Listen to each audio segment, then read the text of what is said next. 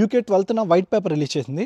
ఆ white paper మీద నేను ఒక వీడియో పెట్టాను. కామెంట్స్ అండ్ ఇన్స్టాగ్రామ్లో చేసే మెసేజ్లు ఏంటంటే చాలా డౌట్స్ ఎక్స్ప్రెస్ చేస్తున్నారు. అంటే ఇది ఏ సినారియోలో ఎఫెక్ట్ అవుతుంది, ఎప్పటి నుంచి ఎఫెక్ట్ అవుతుంది, స్టూడెంట్స్ ఎఫెక్ట్ అవుతున్నారా లేదా, కొత్తగా స్టార్ట్ చేసే అప్లికేషన్స్ స్టూడెంట్స్ వాళ్ళు ఎంతవరకు ఎఫెక్ట్ అవుతారు, ఎలా ప్రాసెస్ స్టార్ట్ చేయాలి, ఇప్పుడు ప్రెసెంట్ సిచ్యువేషన్ ఏంటి, అక్కడ స్ట్రగుల్స్ గురించి ప్రతి ఒక్కరు మెసేజ్ చేస్తున్నారు. అన్నిటికీ బేస్ చేసుకొని ఈ వీడియోలో మాట్లాడుకుందాం. అలాగే ఐఎల్ఆర్ ఎప్పటి నుంచి రిఫ్లెక్ట్ అవుతుందని చెప్పేసి కూడా అడుగుతున్నారు. వైట్ పేపర్లో పెట్టిన రూల్ ఏంటి, ఐఎల్ఆర్ 5 years కాదు 10 years కి చేంజ్ చేస్తున్నా అని చెప్పేసి వైట్ పేపర్లో రూల్ రిలీజ్ చేశారు. అది ఎప్పటి నుంచి ఎఫెక్ట్ అవుతుంది. ఫస్ట్ థింగ్ గుర్తుపెట్టుకోవాల్సింది ఏంటంటే యూకేలో అంత ముందు రిలీజ్ చేసిన కొన్ని రూల్స్ ఎలా చేశారంటే, రూల్ రిలీజ్ అవ్వగానే అంటే జియో పాస్ అవ్వగానే నెక్స్ట్ ఇంటెక్ గ్యాప్ ఇచ్చి ఆ తర్వాత ఎప్పటి నుంచో అది రిఫ్లెక్ట్ అయ్యేలాగా పెట్టారు. యూకేలో ఏదైనా రూల్ ఇంప్లిమెంట్ చేయాలంటే కనుక అది ఫస్ట్ వైట్ పేపర్గా రిలీజ్ చేసిన తర్వాత దాని గురించి పార్లమెంట్లో డిస్కషన్ ఉంటుంది. పార్లమెంట్లో డిస్కషన్ ఏంటంటే అపోజిషన్ పార్టీ దానికి అగేనెస్ట్గా కొంచెం వాదిస్తుంది. ఇప్పుడు రిలీజ్ చేసిన అన్ని రూల్స్లో స్టూడెంట్స్కి సంబంధించిన, పిహెచ్డబ్ల్యూకి సంబంధించిన రూల్స్లో, అలాగే ఐఎల్ఆర్కి సంబంధించిన రూల్స్లో ఖచ్చితంగా ఒక చిన్న అపోజిషన్ అనేది క్రియేట్ అవుతుంది. కాకపోతే ఇక్కడ యూకే గవర్నమెంట్ ప్రెసెంట్ ఏదైతే పార్టీ రన్ అవుతుందో లేబర్ పార్టీ, వాళ్ళకి అపోజిషన్ చాలా తక్కువ ఉంది.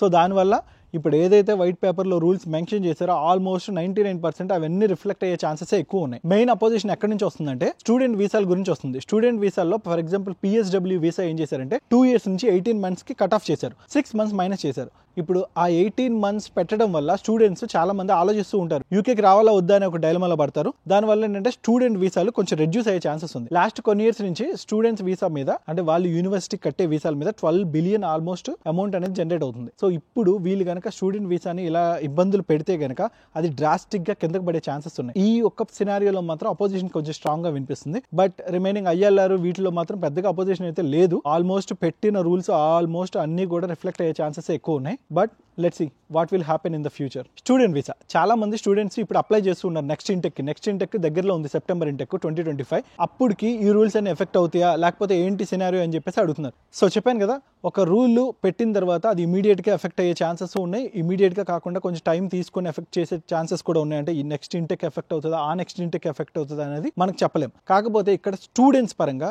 పెద్దగా ఎఫెక్ట్ అయ్యే ఛాన్సెస్ ఎక్కువగా లేవు. వాళ్ళ ట్యూషన్ ఫీజులో మాత్రం మైనర్ చేంజ్ అయితే ఖచ్చితంగా కనిపిస్తుంది. ఆల్రెడీ నేను లాస్ట్ వీడియోలో చెప్పాను, ఒక 6% ట్యాక్స్ అనేది గవర్నమెంట్ ఇక్కడ యూనివర్సిటీస్కి ఛార్జ్ చేస్తుంది. సో ఆ 6% మీ దగ్గర కలెక్ట్ చేసుకునే అవకాశం ఉంది కాబట్టి అక్కడ మైనర్ చేంజెస్ అయితే కనిపిస్తుంది స్టూడెంట్స్కి. అది కాకుండా మీకు పిహెచ్డబ్ల్యూలో వేరియేషన్ కనిపించవచ్చు. సో సెప్టెంబర్ ఇంటెక్కి కనుక అది రిఫ్లెక్ట్ అవుతే కనుక ఇమీడియట్ గా బిల్ పాస్ అయ్యి పార్లమెంట్లో అది ఇమీడియట్ గా రిఫ్లెక్ట్ చేస్తే, డేట్ కనుక మెన్షన్ చేస్తే ఖచ్చితంగా ఎఫెక్ట్ అవుతుంది. 18 months మాత్రమే పిహెచ్డబ్ల్యూ వస్తుంది. ఇంకోటి ఏంటంటే చాలా మంది యూకేకి ఇది వరకు ఇంగ్లీష్ టెస్ట్ ఐఎల్స్ లేకుండానే చాలా మంది వచ్చేవాళ్ళు. కాకపోతే ఇప్పుడు ఏంటంటే ప్రతి ఒక్కళ్ళు ఐఎల్స్ టెస్ట్ కంపల్సరీ రాయాలి. ఇక్కడ యూనివర్సిటీస్ కి కొన్ని రూల్స్ అండ్ రెగ్యులేషన్స్ పెట్టారు. 95% ఆఫ్ ఆక్యుపెన్సీ ఉండాలి, 90% ఆఫ్ పాస్ పర్సెంటేజ్ ఉండాలి యూనివర్సిటీకి. దీని అర్థం ఏంటంటే మంచి యూనివర్సిటీస్ చూస్ చేసుకోండి వచ్చేటప్పుడు. చిన్న చితక యూనివర్సిటీస్ కి స్పాన్సర్ చేసే అవకాశం ఉండదు. తర్వాత ఐఎల్స్ లో చేంజెస్. ఐఎల్స్ ఏంటంటే ఇది వరకు చెప్పాను కదా, చాలా యూనివర్సిటీకి ఐఎల్స్ లేకుండానే వాళ్ళ ఇంగ్లీష్ స్కోర్ చూసుకొని, ఇంటర్మీడియట్ ఇంగ్లీష్ స్కోర్ చూసుకొని ఇక్కడికి వచ్చేసేవాళ్ళు. కాకపోతే ఇప్పుడు ఏంటంటే ఆ రూల్ తీసేసి అందరికీ ఐఎల్స్ పెట్టేశారు. English language requirements across all routes, including for dependents. Compulsory IELTS ఉండాలి. అండ్ కొన్ని కేటగిరీస్ చెప్తున్నాయి ఏంటంటే 6.5 ఇలా ఉండాలి ఐఎల్స్లో అని చెప్పేసి అంటున్నారు. ఐఎల్స్ మంచిగా రాసుకొని ఇక్కడికి రావచ్చు. ఇంకా అంతకంటే పెద్ద వేరియేషన్ ఏమి ఉండదు, డైరెక్ట్గా ఇక్కడికి రావచ్చు. చదివేటప్పుడు ఆబ్వియస్లీ 20 hours జాబ్ చేస్తారు. దాని తర్వాత పిహెచ్డబ్ల్యూ ఆల్మోస్ట్ 40 hours జాబ్ చేస్తారు. ఒక స్టూడెంట్ ఒక 20 నుంచి 25 lakhs వరకు లోన్ తీసుకున్నాడు అనుకోండి ఇండియా నుంచి వచ్చేటప్పుడు. సో ఇక్కడికి వచ్చిన తర్వాత స్టూడెంట్ గా ఉన్నప్పుడు వాళ్ళు పెద్దగా లోన్ అనేది రీక్లియర్ చేయలేకపోవచ్చు. ఎందుకంటే వాళ్ళకి 800-900 ఇన్ బిట్వీనే వస్తుంది వాళ్ళ శాలరీ పర్ మంత్ కి. ఎందుకంటే వాళ్ళు 20 hours చేస్తారు కాబట్టి స్టూడెంట్ వీసాలో ఉన్నప్పుడు మహా అయితే పార్షియల్ ఈఎంఐ మాత్రమే కట్టగలుగుతారు. పెద్ద లోన్ పెద్దగా తీర్చుకోలేకపోవచ్చు. యావరేజ్ గా 2 lakhs ఎక్కువ మంది సంపాదిస్తారు. అంతకంటే ఎక్కువ సంపాదించే వాళ్ళు ఉంటారు, అంతకంటే తక్కువ సంపాదించే వాళ్ళు ఉంటారు. సో నేను యావరేజ్ గా చెప్తున్నాను. సో మీ ఖర్చులు అన్ని పోను మీరు ఒక 1 lakh కనుక సేవ్ చేస్తే కనుక, ఎందుకంటే ఇక్కడ ఎక్స్పెన్సెస్ అలాగే ఉంటాయి, రెంట్లు కానీ లేకపోతే ఎలక్ట్రిసిటీ ఛార్జీలు కానీ కౌన్సిల్ ట్యాక్స్లు కానీ ఇవన్నీ క్యాలిక్యులేట్ చేసుకుంటే £1000 ఈజీగా అయిపోతాయి. 18 months ఈజ్ ఈక్వల్ టు £1000 వేసుకున్నా, అంటే 1000 అంటే ₹1,00,000 ఇండియన్ కరెన్సీలో. సో లక్ష వేసుకున్నా 18 లక్షలు తీర్చగలుగుతారు. దాన్ని క్యాలిక్యులేట్ చేసుకొని దాన్ని బేస్ చేసుకొని మీరు అక్కడ అప్పు తీసుకునేటప్పుడు చాలా జాగ్రత్తగా తీసుకోండి. అందుకని తక్కువ ఫీజు ఉన్న యూనివర్సిటీని చూస్ చేసుకోండి, తక్కువ లోన్ తీసుకోవడానికి ట్రై చేయండి. దానివల్ల ఏంటంటే మీరు కొంచెం సేఫ్ జోన్లో ఉంటారు. 18 months లో 25 lakhs తీసుకోవచ్చేమో ఎక్కువ సంపాదిస్తే. ప్రతి ఒక్కరికి అది వర్కౌట్ అవ్వదు. కొంతమంది తక్కువ సంపాదిస్తారు, కొంతమంది ఎక్కువ వర్క్ చేయలేరు, హార్డ్ వర్క్ చేయలేరు, ఏ జాబ్ పడితే ఆ జాబ్ చేయలేరు. ఒకవేళ జాబ్ రాకపోతే మంచి జాబ్ స్టిల్ స్టూడెంట్స్ రావచ్చు. ఈ 4 yearsలో 4 years కూడా లేదు కాబట్టి 3.5 years కాబట్టి ఈ 3.5 years ఉండి వెళ్ళిపోవాలి వెనక్కి అనే మైండ్ సెట్ తోనే రండి. అంతవరకే ఆలోచించండి. ఇక్కడికి వచ్చిన తర్వాత మీ లక్ ఇంకా ఎక్స్టెండెడ్గా ఉండాలి అనుకుంటే స్పాన్సర్షిప్ కొడితే అది మీకు బాగా టాలెంట్ ఉంది, మీరు స్పాన్సర్షిప్ కొట్టగలుగుతారు అనుకుంటే కనుక ఇబ్బంది లేదు. ఒకవేళ కొట్టకపోయినా వెనక్కి వెళ్ళిపోతాను ప్రాబ్లం లేదు అనుకుంటే కనుక రావచ్చు. మంచి యూనివర్సిటీ చూసుకోండి, ఇంగ్లీష్ లాంగ్వేజ్ టెస్ట్లో మంచి స్కోర్ తెచ్చుకోండి, లో ట్యూషన్ ఫీజు ఉండే చూసుకోండి, లోన్ తక్కువ తీసుకోనండి. లాస్ట్ ఇయర్ ఆల్మోస్ట్ 2 lakh పైన వర్క్ వీసాలు వస్తే అందులో 1 lakh అబోవ్ మన ఇండియన్సే కొట్టారు వర్క్ వీసాలు. సో 1 lakh అబోవ్ వర్క్ వీసాలు కొట్టి వాళ్ళందరూ ఇప్పుడు ప్రజెంట్ యూకేలో ఉన్నారు. చాలా మంది కింద మెసేజ్ చేస్తున్నారు ఏంటంటే నేను వచ్చి 1 year అయింది, లేదంటే 3 years అయింది, సో నేను ఐఎల్ఆర్కి ఒక 2 years తర్వాత నేను ఎలిజిబుల్ అవుతున్నాను, లేదంటే 1 year తర్వాత నేను ఐఎల్ఆర్కి ఎలిజిబుల్ అవుతున్నాను, నాకు ఈ రూల్స్ ఎఫెక్ట్ అవుతాయా అని చెప్పేసి అడుగుతున్నారు. ఇప్పటి వరకు ఉన్న సోర్స్ ప్రకారం ఈ కొత్త రూల్ వల్ల ఇక్కడ ఉండే వాళ్ళకి, ఆల్రెడీ యూకేలో ఉండే వాళ్ళకి ఎఫెక్ట్ కాదు అని చెప్పేసి కొంతమంది అంటున్నారు. But let's see. నేను ఒక సినారియో చెప్తాను. అంటే ఫర్ ఎగ్జాంపుల్ 2026లో ఎవరైతే ఐఎల్ఆర్కి అప్లై చేస్తున్నారో వాళ్ళకి ఈ రూల్ అప్లికబుల్ అవుతుంది అన్నప్పుడు అప్పుడు మీరు క్యాలిక్యులేట్ చేసుకుంది మీరు ఇప్పటికి ఎన్ని ఇయర్స్ అవుతుంది, 2026లో మీరు ఐఎల్ఆర్ వేసుకోగలుగుతారా లేదా అలా ఆలోచించుకోవాలి. లేదు పిహెచ్డబ్ల్యూ కూడా సేమ్ వర్తిస్తుంది. పిహెచ్డబ్ల్యూ కూడా ఏంటి, ఫర్ ఎగ్జాంపుల్ ఇప్పుడు 2025 ఎవరికి ఎఫెక్ట్ కాదు, 2026 నుంచి ఎవరైతే పిహెచ్డబ్ల్యూకి అప్లై చేస్తున్నారో 18 months మాత్రమే మీకు పిహెచ్డబ్ల్యూ వస్తుంది అని కనుక పెడితే కనుక, అంటే వాడు ఒక కట్ ఆఫ్ డేట్ కనుక పెడితే ఖచ్చితంగా అందరూ ఎఫెక్ట్ అవుతారు. ఇక్కడ ఉండే వాళ్ళు ఎఫెక్ట్ అవుతారు, ఆబ్వియస్లీ వచ్చే వాళ్ళు కూడా ఎఫెక్ట్ అవుతారు. ఇది కాకుండా ఇలా ఏం పెట్టకుండా ఆల్రెడీ ఉన్నారు యూకేలో ఉన్న వాళ్ళకి ఇది అస్సలు ఎఫెక్టే కాదు అనుకుంటే కనుక స్టడీ వీసాలో ఉండేవాళ్ళు ఆల్మోస్ట్ చాలా మంది స్టడీ అవుతుంది. జూలై, ఆగస్టు, సెప్టెంబర్ ఈ 3 monthsలో పిహెచ్డబ్ల్యూ వేసుకునే వాళ్ళు ఎక్కువ మంది ఉన్నారు. ఎందుకంటే సెప్టెంబర్ ఇంటెక్ 2023 సెప్టెంబర్ ఇంటెక్ వచ్చిన వాళ్ళందరూ ఇప్పుడు రెడీగా ఉన్నారు పిహెచ్డబ్ల్యూ వేసుకోవడానికి. వాళ్ళందరూ కూడా సేఫ్ జోన్లోకి వచ్చేస్తారు. మోస్ట్ ప్రాబబ్లీ ఇప్పుడు ఉండే వాళ్ళకి ఎఫెక్ట్ కాదనే సోర్సెస్ ద్వారా తెలుస్తుంది. బట్ లెట్స్ సీ, ఎందుకంటే వాళ్ళు ఇచ్చిన డాక్యుమెంట్లో చాలా గుచ్చి మరీ చెప్పారు ఇంత ఎఫెక్ట్ అయింది యూకే, ఇంత ప్రాబ్లం వచ్చేసింది, ఎంతమంది వచ్చేసారు యూకేకి. ప్రైమ్ మినిస్టర్ కూడా గుచ్చి చెప్తున్నాడు.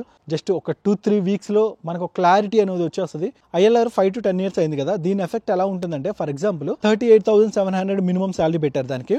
ఆ శాలరీతో ఒకళ్ళు జాబ్ కొట్టారు అనుకోండి, విత్ స్పాన్సర్షిప్తో జాబ్ కొట్టారు. ఓకే, జాబ్ వచ్చింది కదా అని చెప్పేసి యూకేకి అయితే మూవ్ అవుతారు. ప్రాజెక్ట్ ఒకవేళ కొన్ని రోజులు అయిన తర్వాత, ఒక 3 years తర్వాత, 4 years తర్వాత వాళ్ళ ప్రాజెక్ట్ అయిపోయింది అనుకోండి, ఈలోపు వాళ్ళు ఇంకొక స్పాన్సర్షిప్ వెతుక్కోవాలి. లేకపోతే జాబ్ దొరకకపోయినా, ఏదన్నా స్పాన్సర్షిప్ కొట్టకపోయినా వాళ్ళ పరిస్థితి ఇబ్బంది అయిపోద్ది. 5 years అంటే ఓకే, 5 years యాక్చువల్లీ పెద్ద లాంగ్. ఆ 5 years కొంచెం పాపం కష్టపడి అంతా బిల్డ్ చేసుకొని ఇక్కడ ఉండి వాళ్ళ ఫ్యామిలీస్ని ఇక్కడ తెచ్చుకొని వాళ్ళ పిల్లల్ని ఇక్కడ చదివించుకొని అన్ని చేసుకొని అంత దూరం వెళ్ళిన తర్వాత ఫైనల్గా 5 years కాదు ఇప్పుడు 10 years అనేసరికి 10 years ఒకే కంపెనీలో ఒకే స్పాన్సర్షిప్ మీద ఉండాలంటే అంటే ఇంకా మన జుట్టు వాడి చేతిలో ఉంటుంది అనమాట. వాడు ఎప్పుడు వద్దు అనుకున్నా మన లైఫ్ స్పాయిల్ అయిపోద్ది. ఇంత దూరం వచ్చి పిల్లల్ని తీసుకొచ్చి ఇక్కడ స్కూల్లో జాయిన్ చేపిస్తారు. ఇప్పుడు వాళ్ళు వీసా లేదు వెనక్కి వెళ్ళాలి అనుకుంటే కనుక వీళ్ళ ఎడ్యుకేషన్ డిస్టర్బ్ అయిపోద్ది. ఇక్కడ ఎడ్యుకేషన్ సిస్టమ్ ఒకలా ఉంటుంది, ఇండియాలో ఎడ్యుకేషన్ సిస్టమ్ ఒకలా ఉంటుంది. ఒకే కంపెనీలో అంత లాంగ్ టైం 10 years ఉండడం అనేది కొంచెం ఇంపాసిబుల్ గా ఉంటుంది. ఐఎల్ఆర్ మాత్రం టఫెస్ట్ సిచ్యువేషన్ ప్రెసెంట్ అయితే. అండ్ ఇంకోటి ఏంటంటే ఏ వీసాకైనా సరే డిపెండెన్సీ కూడా ఇంగ్లీష్ టెస్ట్ అటెండ్ చేయాలి అని చెప్పేసి చెప్పారు కదా. సో అది అండర్ 18 అయితే కనుక, అంటే కిడ్స్ కి వీళ్ళకి అది వర్తించదు ఆ రూల్, ఓన్లీ అడల్ట్స్ కి మాత్రమే వర్తిస్తుంది ఆ రూల్. ఖచ్చితంగా ఇంగ్లీష్ టెస్ట్ ఇండియాలోనే అటెండ్ చేసి ఆ టెస్ట్ పేపర్ ను వీసా అప్లికేషన్ ప్రాసెస్ లో అటాచ్ చేసి పెట్టాలి. ఈ పాయింట్ ఎందుకు చెప్తున్నానంటే కొంతమంది కామెంట్స్ లో అడిగారు, ఎందుకంటే ఇంగ్లీష్ టెస్ట్ ఇక్కడ అటెండ్ చేయాలా అక్కడ అటెండ్ చేయాలండి. మేబీ వాళ్ళు ఆల్రెడీ ఇక్కడ ఉండి ఉంటారు, యూకేకి వచ్చి ఉండి ఉంటారు, అందుకని చెప్పేసి వాళ్ళు ఈ క్వశ్చన్ అడుగుంటారు. ఇక్కడ ఉండే వాళ్ళు ఎఫెక్ట్ అవ్వకపోతే ఇంగ్లీష్ టెస్ట్ కూడా అవసరం లేదు. స్కిల్డ్ వర్క్ వీసాలు చాలా మంది యూకేలో అమ్ముకుంటున్నారు. సో ఈ స్కామర్లో దయచేసి ఇప్పుడు ఆ రేట్ కూడా పెంచేస్తారు. 5 years వీసా ఇప్పుడు ఎలా ఉందంటే 20 lakhs ఛార్జ్ చేస్తున్నారు 5 years వీసాకి, స్కిల్డ్ వర్క్ వీసాకి. సో అది రేట్ ఇంకా పెంచేసి ఇంకా ఎక్కువ చెప్తారు. ఒక 20 లక్షలు ఆడికి కట్టేసి వాడి చేతిలో మన జుట్టు అంతా పెట్టేస్తే వాడు 1 yearకో 2 yearsకో వీళ్ళు రూల్స్ చేంజ్ చేసినా ఏది రూల్ చేంజ్ అయినా సరే అనవసరంగా మధ్యలో ఎఫెక్ట్ అయిపోయేది మీరే. ఈ రూల్స్ అన్ని రిలీజ్ అయిన తర్వాత చాలా మంది కామెంట్లో మెసేజ్ చేస్తున్నారు యూకేకి ఇప్పుడు ఎలా రావాలి ఏంటి దాని గురించి సజెషన్స్ అడుగుతున్నారు. సో ఇప్పుడు నేను దాని గురించి సజెషన్ చేశానంటే ట్రంప్ మనకి కామన్ సెన్స్ ఎడ్యుకేషన్ నేర్పించినట్టు ఉంటుంది ట్రంప్ వచ్చి మన ఇండియా వాళ్ళకి. సో ఒక్కటే గుర్తుపెట్టుకోండి, బాగా స్కిల్తో రండి, స్ట్రాంగ్ గా రండి, అంతవరకే. ఇప్పటిదాకా జస్ట్ వైట్ పేపర్ మాత్రమే రిలీజ్ అయింది. ఆ వైట్ పేపర్ లో ఉన్న ప్రతి రూల్ కూడా మేబీ చిన్న మోడిఫికేషన్స్ తో అన్ని రూల్ కూడా అన్ని వచ్చేస్తాయి, అమల్లోకి అయితే వచ్చేస్తాయి. వెయిట్ ఫర్ ద డేట్ అయితే ఎక్కడే అనౌన్స్ చేయలేదు ఇంకా. వాళ్ళు బిల్ పాస్ అయిన తర్వాత డేట్స్ అనౌన్స్ చేస్తారు. నెక్స్ట్ అప్డేట్ దీని మీద ఏదైనా వస్తే గనక ఇమీడియట్ గా వీడియో చేసి పెడతాను. Thank you for your support. See you on next video. By.